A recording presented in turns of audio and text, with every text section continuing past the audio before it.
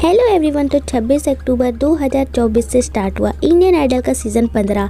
साथ ही साथ इस सीज़न के स्टार्टिंग में ऑडिशन से ही हम लोगों ने देखा कि भाई इस सीज़न में बहुत सारे बेहतरीन सिंगर्स आए थे और जजेस ने जो टॉप 16 कंटेस्टेंट्स चुने थे सारे एक से बढ़कर एक बेहतरीन थे। स्पेशली अगर मैं फीमेल कंटेस्टेंट्स की बात करूँ तो भाई क्या फीमेल सिंगर्स आई थी इस सीज़न में, और जिस तरह से फीमेल सिंगर्स परफॉर्मेंस देते हुए नज़र आ रही थी, मुझे तो 110% लगा था कि भाई इस बार फिनाले में ज़्यादा से ज़्यादा फीमेल सिंगर्स ही अपनी जगह बनाएंगी।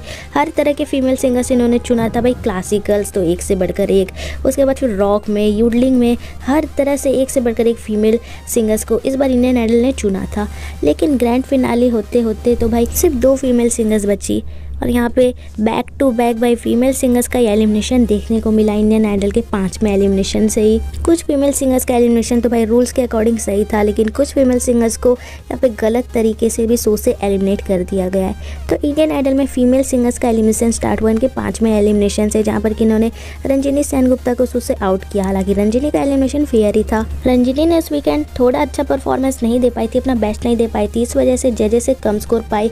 साथ ही साथ बॉटम 3 में इनको, जिनके साथ ये बॉटम 3 में आई थी यानी कि मयूरी शाह और स्नेहा शंकर, उनसे कम वोटिंग के चलते शो से बाहर हो गई। हालांकि सिंगर बहुत ही ज़्यादा बेहतरीन और टैलेंटेड थी, लेकिन कहते हैं ना कभी कभी हमारा दिन नहीं होता, तो कुछ ऐसा इनके साथ हुआ।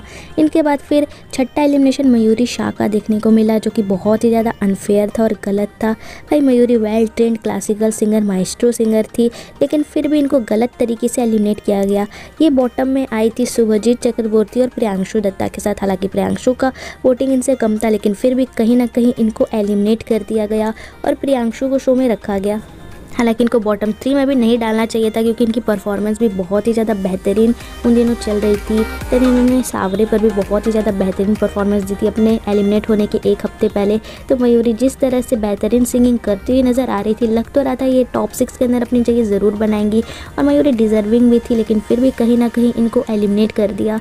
उसके बाद फिर 7वां शॉकिंग डबल एलिमिनेशन देखने को मिला, जहाँ पर कि रितिका राज और विश्वरूप को एलिमिनेट किया गया। हालांकि रितिका उतना अच्छा परफॉर्मेंस नहीं दे पा रही थी, तो कहीं ना कहीं रितिका का एलिमिनेशन भी फेयर ही था। वहीं 8वें एलिमिनेशन ने तो सभी को रुला दिया, जहाँ पर कि शो की सबसे ज़्यादा पॉपुलर सिंगर रागिनी शिंदे को शो से एलिमिनेट कर दिया गया सेमीफिनाले के अंदर, और इनके साथ प्लस में मिसमी को आउट कर दिया गया। अब यहाँ पर अगेन रागिनी शिंदे के सबसे ज़्यादा वोटिंग थे और ये बॉटम 3 में आई थी मिसमी और अनिरुद्ध के साथ, लेकिन फिर भी रागिनी को यहाँ पे शो से एलिमिनेट कर दिया गया और मिसमी को भी, इन दोनों को साथ में एलिमिनेट किया गया और अनिरुद्ध सुसुरम को शो में रखा गया। हालांकि रागिनी की वोटिंग सबसे ज़्यादा थी, लेकिन फिर भी इनको अनफेयरली शो से आउट कर दिया। मिसमी की बात करें तो इनका भी एक परफॉर्मेंस ख़राब हो गया था, इस वजह से ये बॉटम 3 में आई और इनका वोटिंग अनिरुद्ध से कम था, इस वजह से इनको शो से आउट किया गया। हालांकि मिसमी का एलिमिनेशन फेयर ही था, बट फिर भी पूरे सीजन में इन्होंने जिस तरह से बेहतरीन परफॉर्मेंसेस दी थी, वहीं पर एक परफॉर्मेंस ख़राब होने के चलते शो से बाहर निकल गई। तो सेम मिसमी के भी साथ वही हुआ, कभी कभार दिन नहीं होता है, तो मिसमी का भी उस दिन नहीं था, इस वजह से मिसमी यहाँ पे शो से आउट हो गई। लेकिन जजेस को भी कहीं ना कहीं कंसिडर करना चाहिए था कि भाई जो पूरे सीजन इतनी बेहतरीन परफॉर्मेंस दे रही है, कहीं ना कहीं एक परफॉर्मेंस ख़राब होने के चलते शो से आउट कर दिया। वहीं प्रियांशु दत्ता को टॉप 6 में ले लिया गया, जिनकी 2-3 हफ्तों से लगातार परफॉर्मेंस ख़राब हो रही थी और कहीं ना कहीं श्रेया घोषाल जी भी ने वार्निंग देती हुई नज़र आ रही थी, लेकिन फिर भी कहीं ना कहीं इनको टॉप 6 का हिस्सा बनाया गया है और मिसमी को आउट कर दिया गया है। देखिए जजेस के पास वीटो पावर होता है कि अगर कोई अच्छी परफॉर्मेंस दे तो उन्हें जजेस अपना पावर यूज़ करके बचा सकते हैं, लेकिन मिसमी को नहीं बचाया गया और मिसमी को आउट कर दिया गया है। और लास्ट में ग्रैंड फिनाले के अंदर सक्सेसफुली सिर्फ 2 ही फीमेल कंटेस्टेंट्स अपनी जगह बना पाई, मानसी घोष और स्नेहा शंकर, और यहाँ पे 4 मेल कंटेस्टेंट्स ने ग्रैंड फिनाले के अंदर अपनी जगह बनाई है। एंड गाइस ये मेरा पर्सनल पॉइंट ऑफ व्यू है, मुझे यहाँ पे लगता है कि अनिरुद्ध सुसुरम और प्रियांशु दत्ता से ज़्यादा डिजर्व मयूरी शाह और मिसमी बोसु यहाँ पे करती थी टॉप 6 के अंदर। इन दोनों की जगह इन 2 फीमेल कंटेस्टेंट्स को रखना चाहिए था।